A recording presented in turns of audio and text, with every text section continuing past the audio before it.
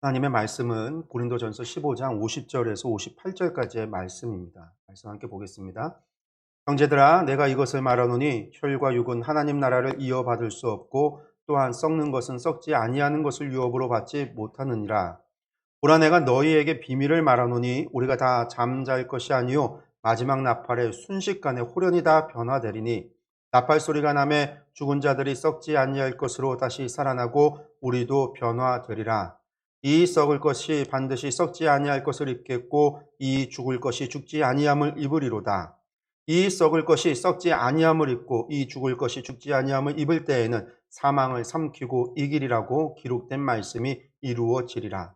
사망아, 너의 승리가 어디 있느냐? 사망아, 내가 쏘는 것이 어디 있느냐? 사망이 쏘는 것은 죄요, 죄의 권능은 율법이라. 우리 주 예수 그리스도로 말미암아 우리에게 승리를 주시는 하나님께 감사하노니, 그러므로 내 사랑하는 형제들아, 견실하며 흔들리지 말고 항상 주의 일에 더욱 힘쓰는 자들이 되라. 이는 너희 수고가 주 안에서 헛되지 않은 줄 알미라. 아멘. 오늘 오후 시간에는요, 고린도전서 15장 50절에서 58절의 말씀을 통해서 구속사의 시간이라는 제목으로 함께 말씀을 나누려고 합니다. 구속사의 시간이 뭐냐? 그러면 이제 구속사의 시간이라고 하는 게 하나님께서 예수 그리스도를 통해서 우리를 구원하시는 역사의 시간표, 시간, 그것을 의미합니다. 또 주님의 초림으로 시작해서 재림으로 다시 오시는 재림으로 오시는 그 주님의 그 시간을 이야기를 하는데요. 그러니까 이제 그것에 대해서 함께 오늘 이제 고린도전서 15장 50절 58절 말씀을 보면은 또 이제 그런 부분이 나오고 있고 해서 이렇게 생각을 하고 나눠보려고 해요. 나눠드린 유인물 보시면은 이 초림과 재림에 대한 이야기를 설명을 해 놓은 것도 한 페이지 넣어 놨으니까 시간이 나실 때 한번 이게 의미가 어떤 것들인가라고 하는 것들을 좀 한번 보셨으면 좋겠고요. 예. 우리가 이제 내용을 보면 혈과 육이 하나님 나라를 이어받을 수 없는 이유는 무엇입니까? 첫 번째 질문을 제가 던졌습니다. 오늘 말씀을 보면 그런 이야기가 나오죠. 내가 이것을 말하느니 혈과 육은 하나님 나라를 이어받을 수 없고 썩는 것은 썩지 아니하는 것을 유업으로 받지 못한다. 왜 혈과 육이 하나님 나라를 이어받을 수 없을까? 혈과 육이 왜 하나님 나라를 참여할 수 없을까? 여기서 말하는 혈과 육이라고 하는 것은 오전에도 말씀드렸지만 우리의 육신의 몸을 의미합니다. 성경에서는 분명하게 바울 사도는 우리의 혈과 육이, 우리의 육신이 하나님 나라를 유업으로 받지 못한다라고 이야기합니다. 그 이유가 무엇일까요? 그것은 우리 몸이, 육신이 죄의 사망에 매여 있기 때문에 그렇습니다. 그리고 죄와 이 사망에 매여 있는 이유는 뭘까요? 창세기 3장의 타락의 사건 때문에 그런 거죠. 우리가 원죄라고 불리우는 그 타락의 사건 때문에 죽음이 우리 가운데 들어왔고 모든 사람은 죽음에 이르게 되는, 한마디로 말하는 그 케르케로가 이야기했듯이 죽음에 이르는 병이 우리 모두에게 임해졌다라는 거예요. 그래서 아담과 하와의 모든 자손들도 후손들도 그 죽음에 이르는 병, 그 죽음 가운데 놓여 있다, 매여 있다라는 겁니다. 그리고 이것은 무엇 때문이냐면 죄 때문이다라는 것이죠. 죄 때문에. 죄 때문에 우리 가운데 들어와서 우리가 사망이 우리가 매여 있는 몸. 그래서 우리는 이제 다 죽을 수밖에 없다라는 거고, 죽을 수밖에 없는 이유는 죄 때문이다라는 거예요. 우리가 이 두 가지를 잘 생각을 해야 됩니다. 우리가 이제 오전에도 말씀드렸다시피 또 우리가 지난 수요일 날 딱 맞춰서 또 우리가 고린도전서를 성경 공부하고 있는데, 고린도전서 이야기하면서 다 헬라에 대한 이야기를 여러 번 얘기를 했어요. 오전에도 얘기했고 지난 시간에도 말씀을 드렸고, 그 헬라 사람들이 가지고 있었던 게 뭐라고 그랬죠? 이분법이에요. 이분법. 세상을 영과 육으로 보는 이분법이라고 하는 그러한 시각을 가지고 세상을 이해를 했어요. 그래서 그들이 말하는 창조주가 있습니다.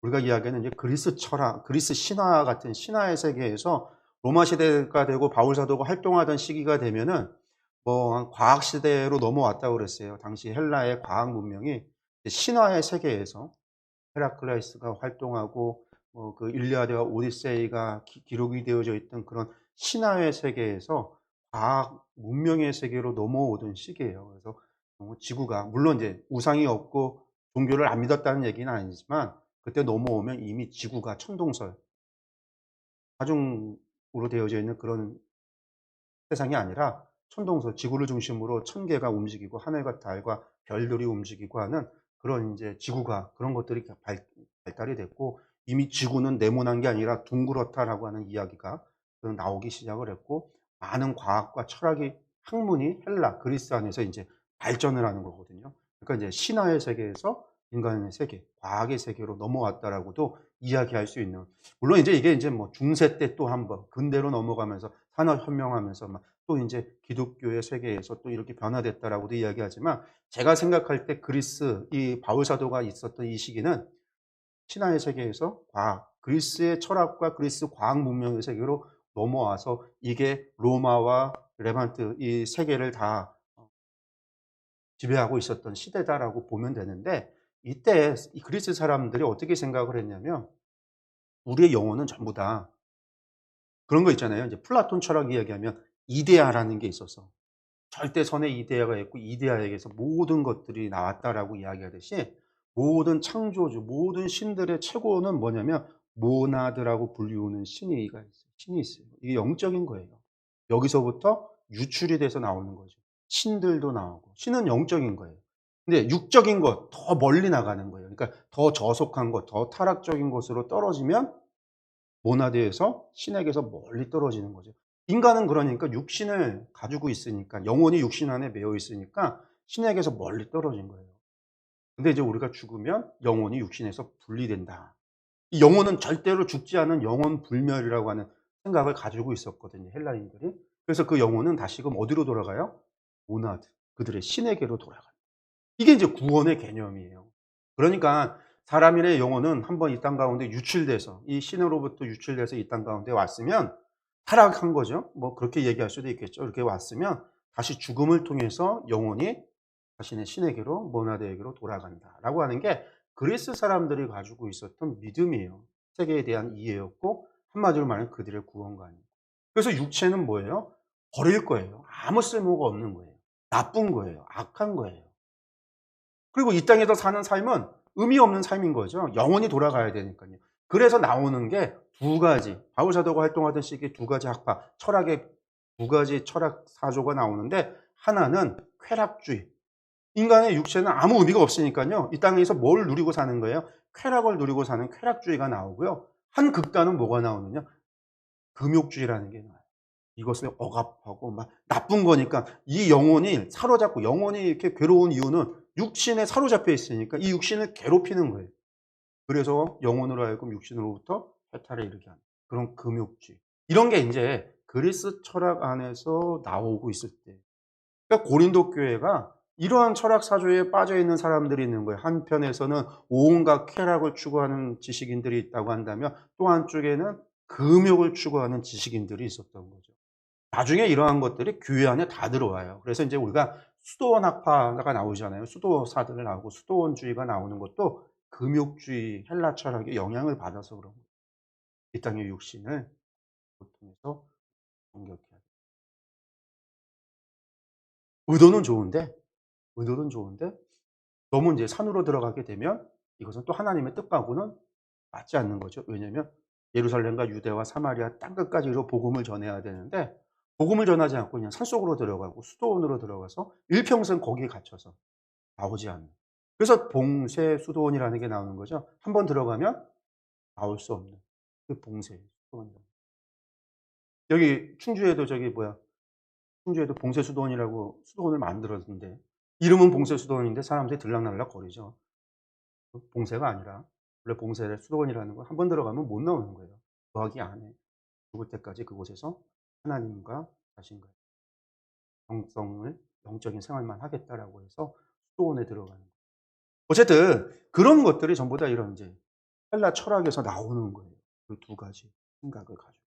근데 우리가 말하고 있는 그리스도가, 성경에서 말하고 사도 바울이 말하고 있는 그런 이야기가 아니에요. 영은 좋고 육체는 나쁘다. 아니에요. 우리의 타락 사건이라고 하는 거는요, 영은 좋고 육체가 나쁜 게 아니라 영도 육체도 전부 다 타락한 거예요. 우리의 영혼이 하나님을 거부한 거고, 우리의 믿음이 하나님을 배신한 거예요. 우리의 마음이 하나님을 저버렸던 거예요. 그렇기 때문에 우리네 영이나 우리의 육신이나 할 것 없이 타락한 거죠. 그러면 타락했기 때문에 하나님 나라에 못 들어가는 거예요. 왜 못 들어가냐? 제가 인제 지난번에 작년 이맘때쯤에 믿음이라고 하는 것들 시리즈로 주일 오후 성경 공부 때 오후 예배 때 말씀을 드린 적이 있었는데, 그때 말씀드렸던 것 가운데 여러분들 기억나실지는 모르겠어요. 그전에도 제가 몇 번씩 예로 다 드렸던 건데, 하나님의 나라는 완전하잖아요. 완전한 것에 99%는 완전이 아니에요. 이것을 설명하기 위해서 말씀드렸던 게 뭐죠? 생수가 있는데 이 생수에다가 한 방울의 청산가리를 넣으면 이건 마실 수 있는 생수일까요? 마실 수 없는 생수일까요? 마실 수 없는 오염된 물이 되는 거죠, 한 방울이라 할지라도.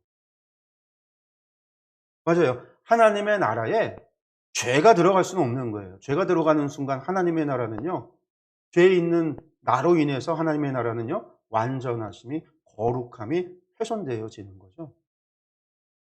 0.00001%라 할지라도 그것은 100%하고는 다르다라는 거예요. 하나님의 나라는, 하나님의 나라에는, 하나님의 거룩하신 하나님이 계신 그곳에는요, 거룩한 자들이 함께할 수 있는 거예요. 죄인은 들어갈 수가 없는 거예요. 참여할 수 없는 거예요. 그래서 혈과 육은 하나님의 나라를 이어받을 수 없는 거죠. 여기서 말하는 혈과 육이라는 건 단순히 우리 육신은 못 가고 우리 영혼은 갈 수 있다라는 얘기가 아니라, 우리는, 죄인은 하나님 나라를 유업으로 받을 수 없다라는 거예요. 우리의 존재만으로 하나님의 거룩을, 하나님의 거룩한 나라를, 하나님의 정결한 그 나라를 더럽힐 수 있다라는 거예요. 그러니까 이제 그렇기 때문에 하나님의 나라를, 그럼 누가 하나님의 나라를 갈 수 있느냐? 거룩해야지 가는 거예요. 정결해야지 가는 거예요. 그래서 하나님께서 이스라엘 백성을 부르실 때, 하나님의 백성, 하나님 나라 삼으실 때 무엇으로 삼겠다고 말씀하셨냐면, 하나님 제사장 나라, 그리고 무슨 백성이요? 거룩함. 그래서 주시는 언약과 레위기의 말씀이 뭐였어요? 내가 거룩하니 너희도. 그리고 그 거룩을 이루는 과정은요, 하나님이 주신 약속을 잘 지켜 행하면서 하나님의 말씀대로 살아갈 때 하나님께서 거룩하게 만들어 주시는 거죠. 인간이 거룩해지는 게 아니라, 우리가 어떤 노력을 통해서 우리가 거룩해지는 게 아니에요. 우리가 하나님을 믿고 하나님의 약속 이행을 행하고 하나님의 뜻대로 살아갈 때 하나님께서 우리를 거룩하게 해 주시는 거지, 우리가 그렇게 살아가는 것의 대가가 아니에요. 이거 하기 때문에 되어지는 게 아니에요. 그거는 사실은 대가는 아니에요. 마치 내가 이것을 하면 무조건 이것이 얻어오는 그것이 아니에요. 왜? 성경에 나오잖아요. 했음에도 불구하고 하나님께서 악하다라고 이야기할 때가 있어요. 뭐가 없을 때? 하나님을 향한 믿음도 없고 사랑도 없고, 없을 때. 하나님을 향한 믿음이 없을 때, 사랑이 없을 때.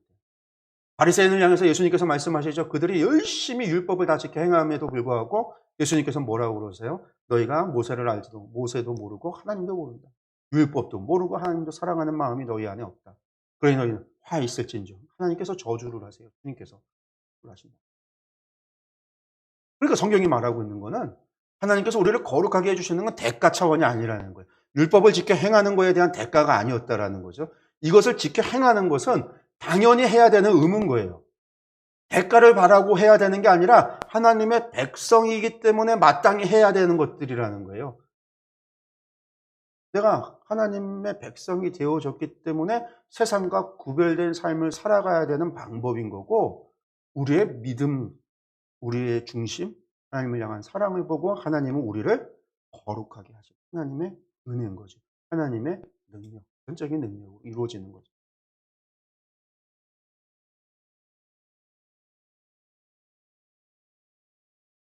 그런데 놀라운 게 있죠. 그래서 하나님께서 우리가 주님을, 오늘날은 지금 어떻게 돼요? 예수님의 십자가의 죽으심과 부활을 우리가 믿고 주님을 믿음으로 영접하게 되어졌을 때, 하나님은 우리의 죄를 다 사하여 주셔서 우리를 거듭나게 하신다라고 그랬어요. 성령으로 거듭나게 하신다라고 그랬어요. 우리가 거듭남으로 말미암아 우리는 그 구원에 이르게 되는 거죠. 그래서 이제 우리가 감리교에서 웨슬리 목사님이 이제 뭐 구원에 대해서 설명을 할 때 그렇게 얘기를 해요. 뭐라고 얘기했냐면, 하나 회개의 단계가 있고, 회개를 하면 하나님께서 우리를 용서해 주시고 우리를 의롭다고 해 주시는 은혜를 주시는 칭의의 단계가 있고, 그 칭의에 통해서 우리는 거듭남에 이르게 되고, 거듭난 우리는 성화, 거룩한 성도의 삶을 살아가는 성화의 삶을 살아가고, 이 삶을 통해서 우리는 어디로 나가야 되냐면 그리스도의 완전에 동참하는 완전의 단계에 가야 된다라는 거예요. 그리고 나아가 완전을 넘어서 어디로 가야 되냐면 영화롭게 되어지는 영화의 단계로 간다라는 거예요. 웨슬리 목사님은 우리가 이 땅 가운데서 살아가면서 완전에 이룰 수 있다라고 생각을 했어요. 영화는 우리가 죽음으로 하나님의 영원한 나라에 동참하고 참여함으로 영화가 되어지는 거고, 우리가 이 땅에서의 완전에 이룰 수 있다라고 생각했어요. 물론 이제 뭐 존 웨슬리 목사님 말고 동생 찰스 웨슬리 같은 경우는 완전은 이룰 수 없다. 그러니까 끝까지 완전을 바라보고 사는 거지 완전은 이룰 수 없습니다. 이렇게 얘기해서 완전에 대해서 서로 의견이 갈리고, 감리교 안에서도 이 의견이 갈리는 의견들이 있지만 우리는 어쨌든 성화에서 완전을 바라보고 나아가는 삶을 사는 거예요. 내가 이루는 게 아니에요. 하나님께서 우리를 바꾸어가고 만들어가는 거죠. 이게 이제 우리가 말하는 구원의 단계다라고 이야기를 하는데, 어쨌든 우리가 회개하고 회개를 통해서 하나님께서 우리를 칭히 의롭다고 여겨주시고 거듭나게 해주시는데, 이 거듭남이 그 순간에 우리의 영혼도 우리의 육체도 전부 다 바뀌어지는 거는 아니라는 거예요. 그게 이제 오늘 나오는 이야기예요. 오늘 나오는. 그래서 우리가 여전히 뭐에 잡혀 있어요? 육신에 있기 때문에 죄와 사망에 매여 있는 육신에 우리가 살고 육신으로 살아가기 때문에 우리는 죄의 유혹을 받기도 하고 죽음에 대한 두려움 가운데 있기도 하는 거예요. 근데 이 육신도 변화하는 때가 있다라는 거예요. 그게 뭐냐면 마지막 나팔이 울리는 순간이다라고 오늘 말씀해 보니까 나오는데, 그러면 마지막 나팔이 울리는 순간은 언제냐? 우리가 이게 계시록에 나오는 이야기입니다. 계시록 11장 15절에서 19절에 나오는 이야기인데, 우리가 한번 말씀을 보겠습니다. 같이 읽겠습니다. 일곱째 천사가 나팔을 불매 하늘에 큰 음성들이 나서 이르되 세상 나라가 우리 주와 그의 그리스도의 나라가 되어 그가 세세토록 왕노릇 하시리로다 하니, 하나님 앞에서 자기 보좌에 앉아있던 24 장로가 엎드려 얼굴을 땅에 대고 하나님께 경배하여 이르되 감사하옵나니 옛적에도 계셨고 지금도 계신 주 하나님 곧 전능하신 이여 친히 큰 권능을 잡으시고 왕노릇 하시도다. 이방들이 분노하며 주의 진노가 내려 죽은 자를 심판하시며 종 선지자들과 성도들과 또 작은 자든지 큰 자든지 주의 이름을 경외하는 자들에게 상 주시며 또 땅을 망하게 하는 자들을 멸망시키실 때로소이다 하더라. 이에 하늘에 있는 하나님의 성전이 열리니 성전 안에 하나님의 언약궤가 보이며 또 번개와 음성들과 우레와 지진과 큰 우박이 있더라. 이게 계시록 11장에 나오는 이야기인데, 여기에 일곱 번째 나팔이 불매라고 시작을 하죠. 처음 시작하면서 일곱째 천사가 나팔을 불매 나오는데, 이게 이제 일곱인 심판이 있고 일곱인이 띄어졌을 때부터 나팔 심판이 있어져요. 그래서 첫 번째부터 일곱 나팔을 불게 되고 마지막 일곱 번째 나팔을 불면 일곱의 대접 심판이 부어지는데, 이게 이제 최후 종말의 사건이에요. 그 일곱 대접 사건 속에 우리가 얘기하는 아마겟돈 전쟁도 나오고 백마탄자의 전쟁도 나오는 거고 곡과 마곡의 전쟁도 나오고, 이게 이제 최후의 심판, 하나님 최후의 심판인데, 일곱 나팔이 부러지면 최후 심판이 시작되는 거예요. 그 최후 심판이 시작되는 장면에 11장에서 말하고 있는 거는 하늘의 성전문이 열리고 하나님의 보좌, 주님이 이 땅 가운데 임재하기 직전의 모습, 그것을 이제 보는 거죠. 그래서 우리 주와 그의 그리스도의 나라가 되어 세세토록 왕노릇 하시리로다라고 하는 선포가, 천사의 선포가 시작이 돼요. 이게 이제 마지막 나팔이라고 이제 불리는 나팔이에요. 그래서 고린도전서에 나오는 마지막 나팔이 뭐냐? 계시록에서 말하는 일곱 나팔의 일곱 번째 나팔. 그 이야기는 뭐냐면 주님의 재림의 시간이다라고 이야기를 하는 겁니다. 이제 우리가 이제 구속사의 시간표라고 해서 보시면 이런 이제 그 슬라이드 하나 넘겨주면 예, 나오죠. 우리가 이제 주님의 초림부터 재림까지라고 하는 요게 구속사의 시간표예요. 시간표. 그래서 뭐냐면 초림은 주님이 첫 번째 오신 것을 초림이라고 그러고요. 두 번째 주님이 오시는 걸 재림이라고 그러잖아요. 그래서 초림과 재림이라고 하는데, 초림은 예수님 탄생만을 이야기하지 않아요. 주님께서 이 땅에 오셔서 승천까지의 모든 역사를 초림에 묶어서 이야기를 해요. 그러니까 초림은 단순히 예수님 이 땅에 오셨다, 그 탄생을 얘기하는 게 아니라 오셔서 공생에 사시고 십자가 달려 돌아가시고 부활하시고 승천하시는 모든 과정을 가리켜서 우리가 초림이다라고 이야기를 하는구나 생각을 하시면 되겠고요. 그리고 이제 재림이라고 하는 건 주님이 두 번째 오시잖아요. 그 주님이 오시는 재림의 때는 무엇을 다 재림이라고 이야기하냐면 이 땅에 오셔서 심판하시는 것도 재림이에요. 뭐 계시록의 20장에 나오는 백보자 심판 같은 경우 그 심판도 재림이에요. 그러면 심판을 하는 것도 있고 우리를 구원시키는 것도 재림의 사건이에요. 우리가 이제 다 구원받는 것도. 그리고 새 하늘과 새 땅, 새 예루살렘이 이 땅 가운데 온다라고 그랬잖아요. 이것도 재림이에요. 그래서 재림도 뭐라고 얘기해요? 하나의 사건이 아니에요. 그냥 오시는 게 아니라 오셔서 행하시는 모든 과정이 재림으로 이야기를 하는 거예요.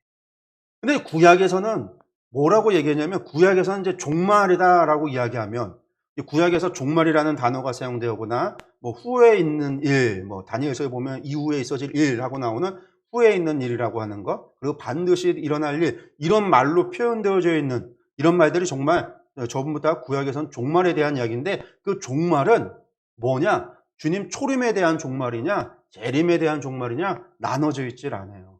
초림에서부터 재림까지의 전 역사를 구약에서는 종말이라고 봐요. 그럼 우리는 어디 살고 있어요, 지금 우리는? 우리는 초림과 재림 사이에 살고 있죠. 왜? 초림은 이미 지나갔잖아요. 이루어진 일이고. 재림은 아직 오지 않은 일이에요. 하나님의 예수님의 이 땅에 오셔서 심판하시고 구원하시고 새하늘과 새 땅, 새 예루살렘이 우리 가운데 오시는 일은 이루어지지 않았단 말이죠. 그걸 우리는 이제 초림과 재림 사이에 우리가 역사 가운데 있다라는 거예요. 근데 구약에서 본다면 우리가 있는 이때가 언제다? 종말이라는 거죠. 왜? 초림부터 재림까지를 전부 다 종말이라고 했어요. 우리는 종말의 시대에 살고 있는 거예요. 종말에. 그래서 누군가가 종말의 때가 가까웠다 이런 얘기 하잖아요. 그럼 그건 이제 웃긴 얘기예요. 웃긴 얘기. 왜? 우리는 다 종말의 시대에 사는 거예요. 당연한 얘기를 하고 있어요. 우리는 누구보다도 종말에 가깝냐면요. 바울 사도보다 우리는 2000년이나 종말과 가까운 시대를 살고 있는 거죠. 요한계시록을 예언했던 요한 사도보다 우리는 2000년이나 더 종말과 가까운 시대에 살고 있어요. 우리는 그들보다 더 종말의 때를 살고 있는 거예요. 우리는 전부 다 종말에 지금 존재하는 거예요. 그런데 이제 그래도 종말이라도 재림의 때가 있잖아요. 마지막 주님 오시는 순간. 그럼 그때가 언제냐? 마지막 종말이지만 우리가 이제 말세라고 할 때 말세, 말세 끝이다라고 이야기를 하는 거죠. 종말의 끝이다라는 거예요. 아직 오지 않아. 이게 이제 우리가 말하는 구속사의 시간표라고 그래요. 그래서 구속사는 예수님께서 우리를 구원하시기 위해서 우리 가운데 오셔서 이루시는 역사의 시간표라는 거예요. 그것이 탄생부터 시작해서 다시 오셔서 이루시는 구원의 역사까지를 전체를 이야기를. 근데 우리가 이제 이것을 또 어떻게 또 표현을 하냐면 예수님 초림에 오셔서 무엇을 이루셨어요? 사망의 권세를 이기셨어요. 근데 사망의 권세를 이겼지만 마지막에 결국은 사망을 이기셨지만 마지막 승리는 어디서 선포가 되는 거냐면 재림에서 이루어진. 먼저 이것을 설명할 때 그걸 얘기해요. V-Day, D-Day. D-Day, V-Day라는 게 뭐냐면 2차 세계대전 때 V-Day라는 승전일이에요. D-Day는 언제면 노르망디 상륙작전 때가 D-Day예요. 이 노르망디 상륙작전이 성공함으로 말미암아 연합군과 독일과의 전쟁은 연합군이 사실상 승리한 거였어요. 독일이 승리할 길은 막혀버린 거죠. 끝장이 난 거예요. 그렇지만 승리는 언제 이루어지냐면 V-Day에 이루어져요. 노르망디 상륙작전 이후에도 국지적인 전투가 계속해서 이루어져서 결국 V-Day 승전일, 독일의 항복으로 히틀러의 자살과 독일의 항복으로 이루어지는 승전일이 있어지는 거죠. 그래서 우리가 이제 D-Day와 V-Day라고 이야기를 하는데 우리가 이제 그걸 가져다가 구속사 이야기할 때도 그렇게 표현을 해요. 사실상 D-Day예요. 주님이 이 땅 가운데 오심으로 승리하셨지만 국제적인 전투는 계속 있어요. 우리가 성도들이 살아가고 교회가 감당해야 될 몫이 그리고 주님의 재림을 통해서 V-Day 승리가 이루어져요. 그럼 우리의 육체니까 우리의 육체가 변화된다. 오늘 말씀에도 보면 우리의 영혼이 변화되고 우리의 육체가 변화돼서 하나님의 거룩한 옷을 입게 되어지는 때는 언제냐면 재림의 때라는 거예요. 그러니까 이 가운데 살아가고 있는 초림과 재림 사이에 살아가고 있는 우리 모두는요. 육신의 고통과 육신의 아픔 가운데 존재하는 거죠. 이것을 벗어날 수는 없어요. 죽음을 벗어날 수는 없어요. 그 누구도. 그러나 마지막에 재림의 때에 하나님께서 우리를 영광스러운 몸으로 더 입혀 주셔서 우리가 새롭게 되어질 때 무슨 일이 벌어진다고요?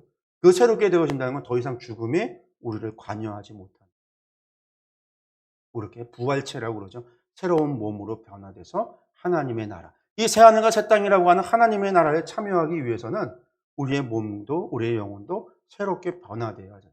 정말 거듭남이라고 하는 것이 우리의 죄로부터 칭의로 이루어지는 거듭남이 아니라 정말 부활체로의 우리의 변화, 그 변화를 통해서 새하늘과 새 땅으로 들어간다. 그 모습은 어떤 모습이냐? 알 수 없어요. 우리가 정말 그런 모습이 어떤 모습일지, 지금과 같은 모습일지. 우리가 노화가 이루어지지 않고 죽음이 없다고 한다면요, 우리가 먹고 마시는 일들이 중요할까요? 필요 없어요. 그런 것들은 더 이상. 그러니 하나님의 나라에서 먹고 마신다라고 하는 개념이 존재할 필요가 없는 거죠. 우리의 부활체라고 하는 것이 영광스러운 모습으로 변화된다라고 하는 것이, 지금의 우리의 모습하고는 전혀 다른 거예요. 우리의 모습하고는 전혀 다르다라는 얘기는요. 그래서 제가 그러는 이야기를 계속하는 거죠. 하나님의 나라가 우리가 상상하는, 우리가 그래서 계시로 뭐 꿈을 보고서는 하나님의 나라 환상을 봤다고 하는 사람들의 이야기를 들어보면 전혀 성경적이지 않은 이야기가 너무 많다라고 하는 이야기가, 마치 그 나라는 지금 이 땅에서 가장 좋은 것들 다 모아놓은 그런 왕국을 이야기를 하는데 아니라는 거예요. 부활체로 변화되어졌으니. 전혀 다른 모습과 전혀 다른 형태로 우리가, 그것이 정확하게 무엇인지를 알 수 없어요. 성경에 나와 있는 것을 통해서 우리가 상상할 수 있는 범위의 한계가 있기 때문에. 근데 분명한 것은 죽음이 우리를 관여하지 못하는 존재. 죽음이 관여하지 못한다라는 건 더 이상 죄의 사망에 매여 있지 않은 거죠. 그 얘기는 뭐냐면 우리가 영광으로 덧입혀져서 영광이 되어졌다. 영광스럽게 거룩하게 변화된, 하나님의 나라에 참여하기에 부족함이 없는 완전에 이르게 됐다라는 거예요. 그런 하나님의 나라에서의 우리의 삶은 지금하고는 전혀 다른 삶을 살아가게 될 거라는 거예요. 우리가 이제 또 말씀을 좀 드린다고 한다면, 본다면 그 부활이라고 하는 것들을 보시면, 표를 한번 볼까요? 보시면 이게 요한계시록 20 장에 나오는 이야기인데요. 그 요한계시록 20 장에 논란이 좀 많아요. 논란도 많고 이걸 어떻게 해석하느냐에 따라서 참 많은 이야기를 할 수가 있어요. 논란이 되는 가장 큰 이유 가운데 하나는 뭐냐면, 그 용을 무저갱에 가둬 놓는다. 얼마 동안? 1000년 동안. 그 천년 왕국이라고 하는 이야기가 나오기 때문에 1000년 동안 왕 노릇한다 해서 천년 왕국이라는 말이 나와요. 이 천년 왕국이 무엇이냐라는 걸로 많은 사람들이 이야기 논란이 되어져 있습니다. 사람들은 어떻게 생각을 하냐면, 하나님의 나라가 오기 전에, 예수님의 재림이 진짜 재림이 오기 전에 그 앞에 천년 왕국이 있다. 그래서 이 무저갱에다가 마귀 사탄을 가둬 놓고 천년 동안 우리는 왕 노릇하다가 천년 뒤에 사단이 풀려나게 되면 다시금 시험을 받는 거죠. 전쟁, 곡감하고의 전쟁 불러 모아서 또 최후의 전쟁을 준비하면 그때 주님이 오셔서 그것들 백보자 심판으로 다 물못에 불못에 가둬 놓는다라는 거예요. 그래서 그리고 나서 진짜 하나님의 나라, 새하늘과 새 땅이 온다라는 거예요. 이게 이제 전천년설이라고 얘기를 해요. 주님이 재림이 오기 전에 1000년 동안 왕국이 있다. 천년 왕국이죠. 또 뭐가 있냐면 그게 아니다. 주님이 이때 오신 거고, 오시고 나서 천년 왕국이 있는 거고, 천년 왕국 이후에 잠시 풀려나서 불못에 가두고 간다라는 거예요. 그러니까 예수님의 재림 이후에 천년 왕국이 있다. 후 천년설 이런 게 이야기가 있고, 또 하나 천년 왕국이라는 게 이 땅에서 우리가 왕 노릇하는 그것이 주님이 오기 전 오기 후에 있어지는 그런 천년 왕국이 아니다. 그거는 예수 하나님의 나라에서 지금 이루어지고 있는, 이 땅에 하나님의 나라가, 교회를 통한 하나님의 나라가 있고, 저 하늘나라의 백보자에 하나님이 앉아 계 하나님 보좌에 하나님이 앉아 계시고 어린 양이 함께 있고 그 주변에 네 천사, 네 생물이 서 있고 그 주위에 24장로가 있고 그 주위에 수많은 성도들이 있어서 하나님을 예배하고 찬양하는 계시록 4장 이후에 나와 있는 그 모습 그대로 저 하늘나라에 하나님의 나라가 지금도 존재한다. 그래서 이 땅에 하나님의 나라가 있고 하늘에 하나님의 나라가 있어서 두 개의 나라가 하나님의 나라와 이 땅에 하나님의 나라가 존재하는데 이것이 나중에 주님의 재림을 통해서 하나로 합쳐지게 된다. 그래서 지금 이 하늘에 있는 하나님의 나라를 이야기할 때 그 말을 당시에 옛날에 천년이라는 얘기는 숫자산 천년 딱 끊어서 그 천년을 얘기하는 게 아니라 그거는 많은 존재하는 뭐 그런 의미로서의 천년이다. 그래서 무천년, 천년설, 천년왕국이라는 게 있는 게 아니라 하나님의 나라가 저기 하늘에 존재한다. 그래서 마지막 심판이 있어진다. 이게 이제 무천년설. 그래서 천년왕국 세 개의 설이 있어요. 그 중에 이단들이 제일 좋아하는 거는 전천년설. 전천년설. 이단들이 가장 좋아. 이단들은 다 그래요. 다 그거 얘기해요. 다미성교회도 그렇고. 이게 이제 세대주의 종말론이랑 합쳐져서 세대주의가 그걸 얘기하기 때문에 전부 다 이제 전천년설을 얘기해요. 근데 물론 이제 이단들만 얘기하는 건 아니에요. 초기에 초대교회 때 교부들 가운데도 많은 사람들이 전천년을 믿었어요. 로마 시대 때 올 줄 알았거든요. 로마가 멸망하고 그리스도의 나라가 세워질 줄로 생각을 했어요. 근데 이제 거기들이 이제 문제들이 많이 있는 거죠. 왜 가둬놨다가 다시 풀려나서 다시 시험하고 또 왜 하고 막 그런 일들이 왜 벌어지냐라는 게 성경하고 맞지 않는다라는 이야기가 되죠. 그래서 이제 보통 무천년설이 교회 전통 가운데 계속해서 믿어져 온 거고 그것을 받아들인 거죠. 그리고 이제 어거스틴이라고 하는 이 위대한 교부가 하나님의 두 도성이라는 책을 갖다가 썼는데 그 두 도성이라는 게 하늘의 하나님의 나라와 이 땅의 교회가 하나님의 나라인 교회가 존재한다는 두 도성 책을 썼는데 이게 이제 교회의 정통으로 받아들여지고 있는 신앙의 고백이에요. 그래서 우리도 지금 그런 고백을 가운데 있어요. 하늘에 누가 있다고요? 우리 먼저 돌아가신 성도들이 하늘에서 하나님을 예배하고 있다고. 지금도 하늘에서 하나님께 하나님의 나라에서 하나님을 예배하고 있고 이 땅에서 우리가 하나님을 예배하고 있다라고 하는 이러한 고백이 전부 다 여기에서 나오는 거예요. 그래서 이제 20장이 어쨌든 그런 문제들이 있는데 거기에 나오는 이야기를 보면요. 거기에 뭐가 나오냐면 둘째 부활 이런 말도 있고요. 첫째 부활, 뭐 두 번째 죽음 이런 말들이 나와요. 그러니까 첫째는 뭐고 둘째는 뭐고 이런 것들이 무엇이냐라고 하는 게 20장의 이야기를 보면 거기에 나와 있는 이야기가 이것을 표현을 하고 있어요. 그게 뭐냐면 신자와 불신자들이 죽어요. 그러니까 신자 하나님을 믿는 사람이나 믿지 않는 자들이 죽어요. 계시록을 표현한다면 인침받은 자와 짐승의 표를 받은 자들이 죽어요. 이게 첫 번째 사망이라는 거예요. 이건 육체적인 죽음을 얘기해요. 육체가 죽어서 흙에서 와서 흙으로 돌아가는 죽음을 맞이하고 나면 영혼은 어떻게 되냐면 첫 번째 믿는 사람들은 전부 다 어디로? 죽음이 아니에요. 낙원으로 가는 거예요. 낙원으로. 지금 저 하늘에 하나님의 보좌에 앉으신 하나님의 올라가서 하나님을 예배하고 찬양하는 일에 동참하는 첫 번째 부활이 있다라는 거예요. 이게 구약에선 낙원이고요. 아브라함의 품으로도 이야기돼요. 우리가 거지 나사로의 비유의 말씀을 보면은요. 거지 나사로가 죽은 다음에 누구에게 가 있어요? 아브라함의 품에 안겨 있어요. 불목 가운데는 스올에는 누가 있어요? 저 음부 스올에는요. 부자가 거기 가 있잖아요. 그 이야기를 하는데 이때 낙원이라는 거예요. 그래서 죽은 자들이 믿지 않는 자들은 음부에 스올에 내려가고 산 사람, 그러니까 하나님을 믿는 사람들은요, 낙원에 첫 번째 부활 통해서 하나님의 나라에 참여하는 거예요. 이게 이제 천년왕국이라는 거예요. 그러니까 이거는 말의 천년이지 실제 천년이 아닌 거죠. 횟수로 1, 2, 3, 4에서 천까지 세워지는 날짜가 아니라는 거예요. 그러고 난 다음에 마지막 주님의 부활의 순간에 무슨 일이 이루어지냐면요. 둘째 부활이 있어져요. 이게 육체적인 부활이에요. 죽은 자들도 스월에 내려간 사람들도요. 부활해요. 스월에 있는 사람도 부활하고요. 천국에 있는 사람들도 부활을 해서 두 번째 부활을 통해서 뭐가 이루어지냐면 백보자 심판이 이루어져요. 이때까지 죽지 않은 사람은 이때는 몸이 변화되는 거죠. 그래서 두 번째 부활을 이 심판을 통해서 뭐가 결정이 되냐면 하나님의 나라에 가는 사람들, 새하늘과 새 땅 새 예루살렘에 가는 사람들은 하나님의 영광의 옷을 덧입고 그것에 참여하고요. 여기서 죄인들은요. 불못, 둘째 사망이라고 얘기해요. 불못으로 가요. 이때는요. 영원히 죽지 않고 영원히 불못 가운데서 영원히 고통을 당하는 심판에 처한다는 거죠. 왜? 육체적인 부활을 통해서 타고 없어지는 몸이 아니에요. 이들도 부활을 통해서 어디에 참여해요? 영원히 죽지 않는 불못 가운데 가. 이것을 둘째 사망이라는 거예요.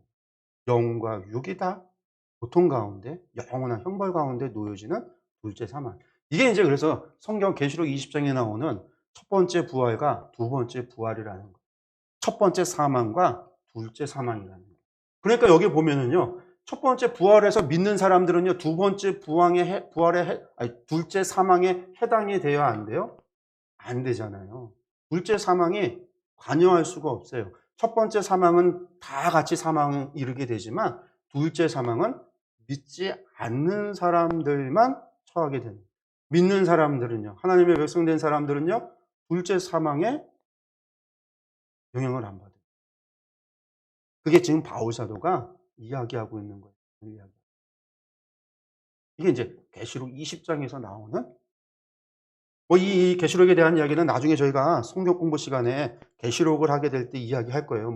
할 얘기가 어마어마하게 많기 때문에 이건 잠깐 몇 분 동안에 다 이야기할 수는 없으니까 이것은 그냥 이렇게 '아 그렇구나.' 이런 구속사의 시간이라고 하는 게 초림에서 재림부터의 기간이라고 하는 게 그렇게 표현이 되어지고 있고 첫째 사망이라는 게 뭐고 둘째 사망은 뭐고 첫째 부활은 뭐고 또 둘째 부활은 뭔지 부활이라는 게 이렇게 나눠져서 이야기하고 있구나. 그래서 오늘 말씀하고 비교해서 우리가 생각해 본다면 바울 사도가 지금 이야기하고 있는 거 우리가 하나님의 나라에 들어가게 될 때는 어떻게 들어가는가? 우리의 몸이 변화되어져서 하나님의 영광을 더 입혀져서 그렇게 입혀져서 간다라는 거. 우리 몸이 사라지고 없어지고 폐하여지고 썩어지고 버려지는 것이 아니라 이 몸에 하나님의 거룩이 입혀져서 우리가 하나님 앞에 부활체로서 영광스럽게 하나님의 나라에 참여하게 되어지는구나 라고 하는 것을 이야기하고 있다라는 것. 그러니까 바울 사도에게 입장에 있어서는요.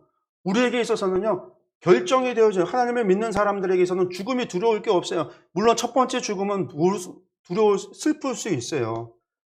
사랑하는 사람과의 헤어짐이 있기 때문에 슬플 수 있지만 그것은 영원한 것이 아니라 하나님의 나라에 들어가는 관문일 뿐이에요. 그러니까 이것은 결코 두려운 것이 아니죠.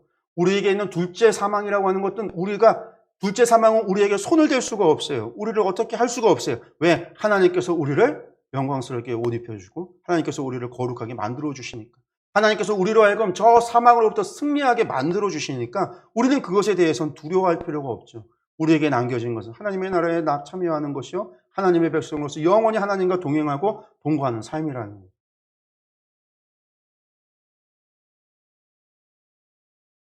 헬라 사람들은 그저 단순하게 육체는 죽어서 끝나는 것으로 봤어요. 영혼은 당연히 하나님 문화도 그들의 신에게로 돌아가는 것으로 생각을 했지만 그게 아니라는 거예요.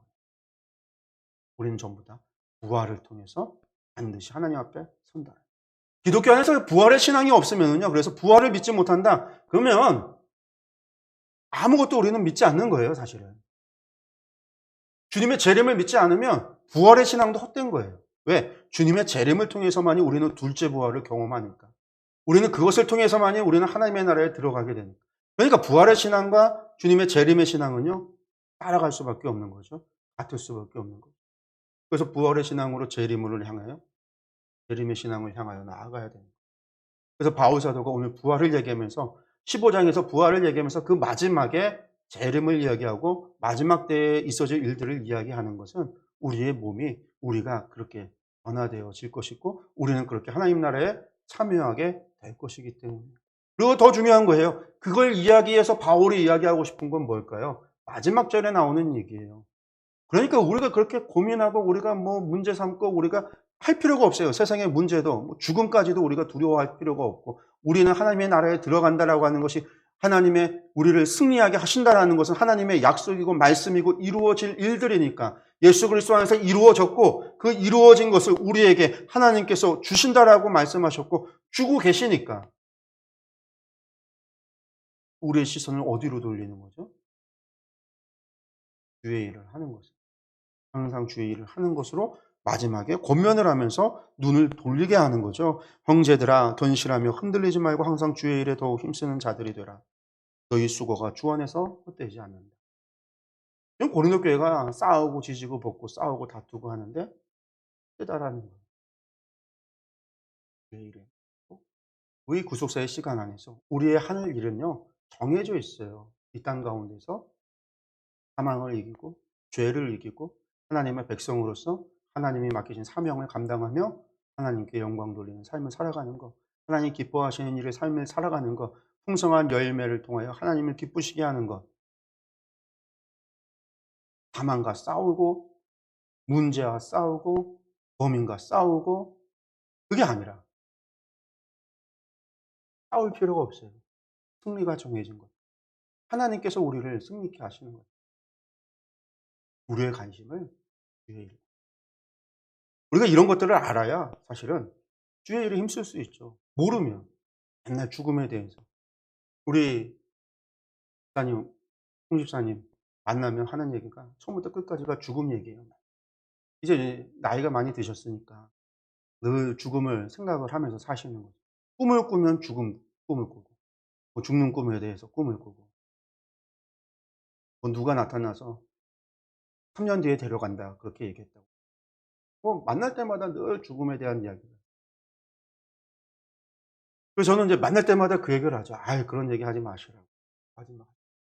자녀들 위해서 계속 기도하시고 주님 원하셨으니까 그 신앙과 믿음 가지고 주님 원하시는 것을 하면서 가야지. 3 년은 누가 정하는 거냐. 하나님이 정하시는 거지. 하나님께서 행사, 화복을 주관하시는 거지 사람이 하는 게 아니고 귀신이 하는 거 아닙니다.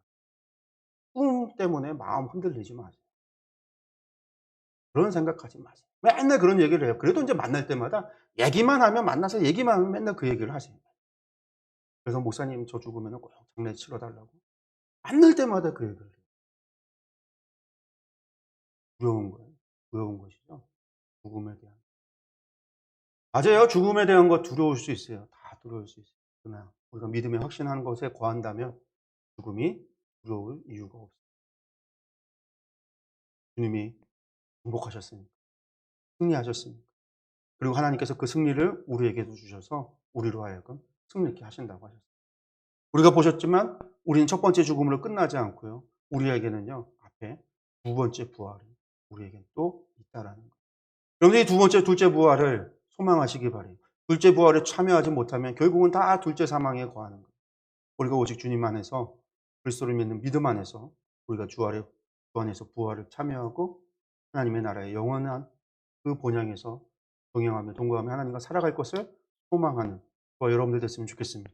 이를 위해서 바울 사도가 이야기하고 있는 오늘의 말씀을 다시 한번 기억하셨으면 좋겠습니다. 기도하겠습니다.